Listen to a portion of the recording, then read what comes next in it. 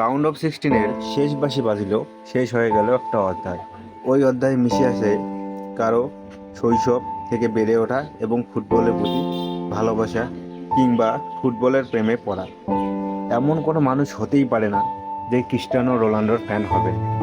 শেষ হয়ে গেল একটা গোল, একটা গ্রেটেস্ট অফ অল টাইম, যার জীবন কাহিনী শেষ হয়ে গেল তার ইন্টারন্যাশনাল ম্যাচ থেকে অবসর নেওয়া। স্পেনের বিরুদ্ধে পর্তুগাল হেরে গেলেও ক্যামেরার ফোকাসটা কিন্তু পর্তুগালের দিকেই ছিল।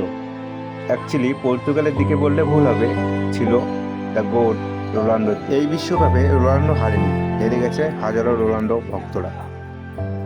বিশ্বকাপ হারার থেকে তাদের সবথেকে বেশি দুঃখের যেটা কারণ রোনাল্ডোর অবসর, ইন্টারন্যাশনাল ম্যাচ থেকে রোনাল্ডোর অবসর। হয়তো এই জার্সিতে রোনাল্ডোকে আর দেখা যাবে না, সেই লাল সবুজ জার্সি আর সেই 7 নম্বর, এটা হয়তো কেউ ভুলতে পারবে না।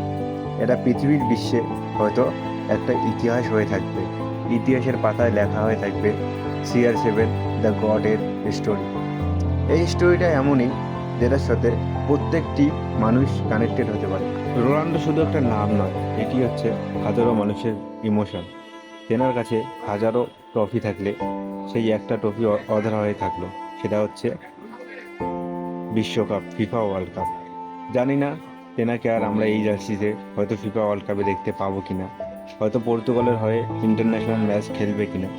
তবে আমরা আশা করে থাকবো, আমরা রোনাল্ডো ফ্যানরা অবশ্যই আশা করে থাকবো যে আমরা যেন গোটকে কামব্যাক করতে দেখি, গোটকে যাতে আমরা দেখি আবার সেই পর্তুগালের 7 নম্বর জার্সিতে ফিরে আসতে। এটা শুধু আমরা কেন, এরা হচ্ছে পুরো পৃথিবীর সমস্ত রোনাল্ডো ভক্তরাই না, সমস্ত মানুষেরা এইটাই চায় যে আমরা যেন রোনাল্ডোকে আবার মাঠে দেখতে পারি। এটা একটা যেন অধ্যায়ের অবসান হয়ে গেল। আর সেই অধ্যায়ের শেষে আমরা একটাই কামনা করব, গড ক্রিস্টিয়ানো রোনাল্ডো তুমি যেখানেই থাকো ভালো থাকো।